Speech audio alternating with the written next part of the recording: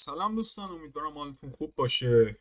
توی ویدیو قبل در واقع دو ویدیو قبلا راجع به پلی استیشن 5 پرو صحبت کردم. دوباره میخوام راجع به پلی استیشن 5 پرو صحبت کنم و اطلاعات جدیدی به دستمون رسیده و میخوایم در مورد اون اطلاعات صحبت کنیم. امروز داشتم تو اینستاگرام میگشتم و یه پیج دیدم. حالا یادم رفته اسم پیج چیه. طرف فروشنده اومده گفته بود PS5 پرو چه نیازی شما بهش دارید وقتی این خودش هست، اون چه عیبی داره؟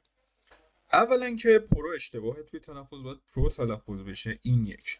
دو اینکه بله ایراداتی داره که متاسفانه این فرد فروشنده ظاهرا فروشنده یا میخواد جنس بیشتری بفروشه یا اینکه نمیدونم یا اینکه واقعا هم نمیدونه. در هر حال بله با کلی نواقص عرضه شده. همین PS5 پروش رو هم کلی نواقص عرضه میشه. میریم صحبت می‌کنیم دربارش. مسئله که دوستان وجود داره اینه که PS5 پرو اطلاعات جدیدی که رونماییش دربارش به دستمون رسیده که توسط سونی رونمایی نشده، این مشخصه. سی پی یو که مشخصه، سی پی یو ما زن 2 رو داریم، همون 8 هسته‌ای ولی کلوکش 4.14 گیگاهرتز نیست تا 3.85 گیگاهرتز. حالا بگیم اینجوری 10% حالا بگیم پرفورمنس بیشتری داشته که نسبت به اون چیزی که حالا ما داشتیم خب پایین تره، یعنی 4.14 هم دیگه نیست طبق اون اطلاعاتی که به دستمون رسیده بود. جی پی یو که همچنان همونه، مموری هم که همونه، آدیو که فکر نمی‌کنم تغییر خاصی اینجا داشته باشیم. و اینجا حالا یه چیز وجود جالبی که من اینجا دارم میبینم توسط کپلر L2 گفته که BBH8 جالبه. نه فقط اینکه PS5 پرو از تکنولوژی ری تریسینگ که مموری RDNA 4 پشتیبانی میکنه و همچنین تایید میکنه که RDNA 4 پرفورمنس خیلی بهتری هم داره در مقایسه با نسل قبلی خودش که RDNA 3 هست، که توی هیچ جایی حالا منشن نشده طبق این چیزی که این فرد داره میگه. حالا توی توییتر همون اکس هم میتونید دنبالش کنید برای اطلاعات بیشتر. خب ما اینا رو اینجا داریم. چیزی که میگه RDNA 4 خیلی جالبه.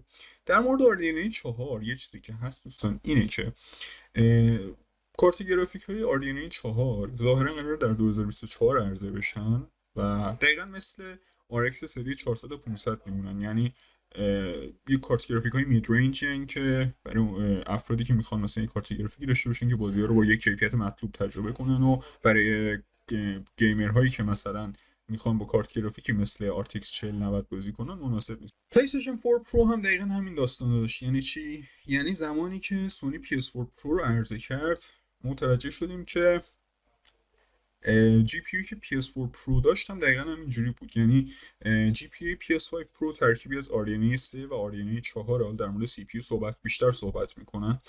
چیزی که هست اینه که PS4 پرو خب دقیقاً همون جی پی یو بود که PS4 داشت، ولی حالا بگیم ترکیبی از پولارس و وگا بود. اینجوری بذارید بهتون بگم، ترکیبی از این دو بود. یعنی کارت گرافیک های وگا که خب مشخصه دیگه چه کارت گرافیک هایی هن.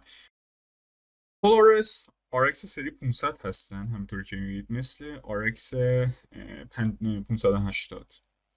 و وگا هم که خب مشخصه سری وگا 56 داشتیم، وگا 64 داشتیم. یعنی ترکیبی از این دو بود. حالا اینجا وگا رو اگه برید، حالا یه سری وگا ها هم بودن که کارت گرافیک داخلی بودن، حالا من با اونا کاری ندارم اصلا. البته اونا هم که از همین اصل پیدا می‌کردن. اینا پولاریس هستن، کارت گرافیک پولاریس مثلا RX 590 یا 580 که 590 قوی ترینش بود ولی 580 محبوب ترین بود. این هم چه سری وگا، یعنی PS4 پرو ترکیبی از این دو بود. و PS5 پرو هم که اینجا بودیم قراره که ترکیبی از RDNA 3 و RDNA 4 باشه که از نظر پرفورمنس ری تریسینگ خیلی میتونه پرفورمنس بهتری داشته باشه در حالت عادی که در مقایسه با حالت عادی یا راستریزیشن. حالا راستریزیشن اگه مطرح نکنیم میشه همین PS5 عادی که خیلی بهتر عمل میکنه نسبت به اون. حالا برگردیم سی پی یو. سی پی یو خب 10% حالا بگیم پیشرفت داشته، 3.5 گیگاهرتز، حالا بگیم 350 مگاهرتز حالا پیشرفت داشته. اینجا شما شاید با خودتون بگید خب چرا این سی پی یو رو عوض نکردن، چرا این اتفاق نیفتاد و ممکنه که گلوگاه بشه سی پی یو. در مورد این مسئله یه نکته‌ای هست، اونم اینه که تا جایی که من اطلاع دارم اینه که سونی برای اینکه بتونه بازی‌های پلی استیشن 5 و PS5 که الان داریم PS4 Pro و PS4 این ستا رو بتونه با هم اجرا کنه، مجبور شد که با همون زن 2 کار رو ادامه بده. ممکن بود اگه با زن 3 یا زن 3 یا زن 4 اگه عرضه می‌کرد، ممکن بود که نمیتونست این کار رو به خوبی انجام بده و زمان بیشتری می‌ذاشتن برای اینکه حالا براش امیولیت کنن این بازی رو دوباره کاری بود. سر همین مسئله تا جایی که من اطلاع دارم سونی این کار اومد انجام داد و فقط به افزایش کلاک بسنده کرد که اینجا می‌بینیم که از Xbox Series X کلاک حالا یه خورده بگیم سی پی یو قوی تری داره، همچنان 8 هسته 16 رشته ایه و اینا هم که خب در موردش صحبت کردیم. این یه بخش ماجرا بود و اما میریم سراغ بخش دوم که PSSR رو ما داریم، یعنی PlayStation Spectral Super Resolution که توی ویدیو حالا اون دو ویدیو قبل در موردش صحبت کردیم و اینجا حالا چیزی که دوستان ما داریم اینی که PSSR رو من در موردش صحبت کردم که گفتم یه بهتر از FSR عمل میکنه و ضعیفتر از DLSS. ما اینو نمیتونیم مستقیم بگیم PSSR رقیب DLSS به خاطر اینکه DLSS چند ساله دارن روش انویدیا روش کار میکنه. مثلا از بگیم 2018 که قطعا قبلتر چندین سال قبلتر 2018 هم روش کار میکردن، حالا بگیم 2018 تا الان که 2024 میشه چقدر 6 سال، در صورتی که این PSSR ممکنه که توی 3 یا 4 سال روش کار کرده باشه، حتی ممکنه کمتر هم باشه. سر همین مسئله نمیشه خیلی روش حساب باز کرد، اما برای شروع خیلی خوبه و از AMD FSR خب بهتر کار میکنه و توی عکس هم بهتون اون موقع نشون دادم که چجوری کار میکنه. اینجا هم که در مورد پرفورمنسش گفتیم، در مورد PS5 Pro رو میخواد بگه. PS5 Pro اینجا تمرکزی که داره اینه که میگه 4K 60 با PSSR عمل کردش، 4K 60 فریم یا 8K 30 فریم. برای 8K هم قراره کار کنه روش که تو SDK های آینده، SDK هایی که قراره بیان اونجا میشه باشون کار کرد که الان SDK 9 و فعلا در دسترس قرار نگرفته. حالا این دسته دوستانی که کد نویس باشن و به خصوص مثلا اونایی که زبانایی مثل فلاتر و اینا کار کرده باشن نمیدونن یه SDK و اینا چجوریه و دیگه حرف اونو بهتر درک میکنن. PS5 عادی حالا اینجا یه عکسی که پایین داشتیم در مورد مورزلازدد بود کانالش، لینکش رو گذاشته بودم براتون. یه پادکست جدیدی هم در مورد همین مسئله امروز منتشر کردن و میتونید حالا اونم برید ببینید. اینجا هم که حالا یه چیزی که داریم دوباره گفته اینجا استاندارد PlayStation 5 و PS5 Pro دو تا رو با هم مقایسه کرده. پرفورمنس مود رو گفته 1080p 60 فریمه و فیدلیتی مود رو گفته 1800p 30 فریم، در صورتی که PS5 Pro میشه 1440p 60 فریم با استفاده از PSSR. یعنی آپسکیلینگی که توی PS5 عادی انجام میشه الان، فکر می‌کنم بازی Helldivers 2 رو که همین یک ماهی بکنم بشه عرضه شده باشه، یعنی بازی محبوبی هم هست، توی حالت رزولوشن فکر کنم 1800p 30 فریم اجرا میشه اگه اشتباه نکنم و توی پرفورمنس مود هم 1080p 60 فریم اجرا میشه. دقیقاً همین چیزی که ما اینجا داریم می‌بینیم.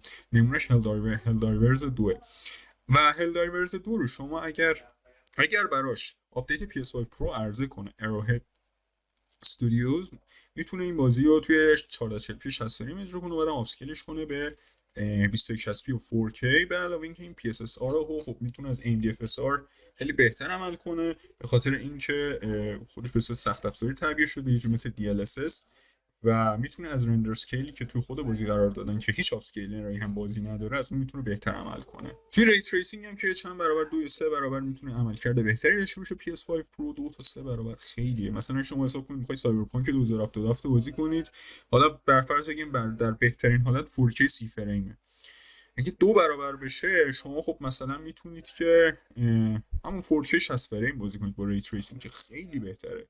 حالا ممکنه ری تریسینگ خودش هم بهتر بشه، البته که نمیشه گفتش که به خوبی پث تریسینگ میشه، چون پث تریسینگ خیلی سنگینه. حتی یه کارت گرافیک AMD که پرچم دارش هست الان، یعنی RX 7900 XTX در حال حاضر نمیتونه از پس این بر بیاد. یعنی قدرتی که حالا داره بگیم در حد همون 390 Ti. حالا 390 Ti که مشخصه پرچم‌دار نسل پیش انویدیا بود و دیگه الان یه کارت گرافیک مید رنج حساب میشه.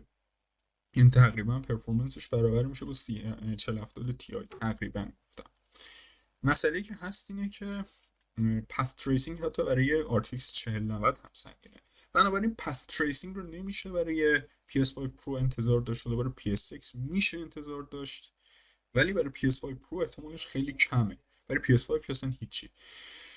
PSSR هم که بالا 250 مگ مموری میخواد، حالا 180 مگ هم بهش اضافه شده که به خاطر PSML هست، یعنی PlayStation Spectral Machine Learning فکر کنم مخفف این باشه. PlayStation Machine Learning حالا سپکترال رو ممکنه مثلا در نظر نگرفته شد، حقیقت این که به این پرانتز نگاه نکردم. و 64 میگم که از خود بازی قرار دادن. و این چیزا رو ما فعلا از PlayStation 5 داریم و مارک سرنی هم دوباره همون سیاستایی که برای PS4 Pro داشت رو برای PS5 Pro پیاده کرده و من حقیقتا این که براش هیجان دارم. حالا نمیخوام بگم هیجانم جوری که لحظه شماری کنم براش بیاد بیرون. شما شاید از خودتون بپرسید که خب چرا هیجان نداری براش، چرا لحظه شماری نمی‌کنی؟ دلیلش اینه که واقعا نسل 9 نسلی نبود که من خوشم بیاد ازش. حالا درسته به کووید 19 اینا خورد، یه ذره بازی‌ها و اینا ارزش براش سخت بود، مجبورن برای PS4 هم پورت کنن بازی‌ها رو که از نظر فروش ضرر نکنن. ولی تا الان من به شخص خودم خوشم نیومد، یعنی به اون صورت که از نسل 8 خوشم اومد یا از نسل 7 خوشم اومده، از نسل 9 خوشم نیومده تا به این لحظه. خاطر این مسائلی که خدمتتون عرض کردم. اما PS5 پرو وقتی شما میتونید ری تریسینگ بهتری داشته باشید و فریم ریت بیشتر، خب خیلی بهتر میتونه که پرفورمنس بهتری هم شما میتونید داشته باشید. همین که دیگه لازم نیست توی رزولوشن 1080p ازش آپسکیل کنه بیاد به 4K. این خودش پیشرفت بزرگیه، حتی برای یک کنسول بازی که سخت افزارش ثابته و شما نمیتونید ارتقا بدید. نهایت چیزی که برای کنسول بازی میتونید ارتقا بدید حافظه SSD شه، غیر از این نمیتونید چیزی ارتقا بدید. با این حال قابل قبوله و باید منتظر باشیم ببینیم که این هیولا چجوری میخواد بازی رو اجرا کنه. و به جرات میتونم بگم که تا این لحظه هیولای نسل 9 اینه. بعدش میشه مایکروسافت که در 2026 قراره که ایکس باکس های جدیدش رو عرضه کنه و از اون هم سونی ظاهرا قراره که در 2028 PS6 یا PlayStation 6 رو عرضه کنه و باید ببینیم که این هیولا چقدر میتونه خودش رو در مقابل کنسول نسل بعدی مایکروسافت نگه داره. البته اگر هم بتونه نگه داره ذره سخت میشه. دقیقاً قضیه میشه همون ایکس باکس 360 و PlayStation 3 به خاطر اینکه PlayStation 3 یک سال دیرتر از ایکس باکس 360 اومد و توی ذره فروش و به خصوص اینکه بازی سازی اینا مشکل خوردن دیولپرها و همینطور خود سونی. حالا باید ببینیم که توی نسل بعد چه اتفاقی میفته. اینا فقط صرفا این آخری که گفتم پیش بینی شخصی خودمه و امیدوارم که بهترین ها برای گیمر رقم بخوره. نظرتون رو خوشحال میشم که توی بخش کامنت با ما در میون بذارید. آیا شما قصد دارید PS5 Pro رو خریداری کنید یا نه؟ اگه دوست دارید بخرید برای چی دوست دارید بخرید؟ اگرم نه که دلیلش رو با من در میون بذارید. تا ویدیوی بعد، خداحافظ.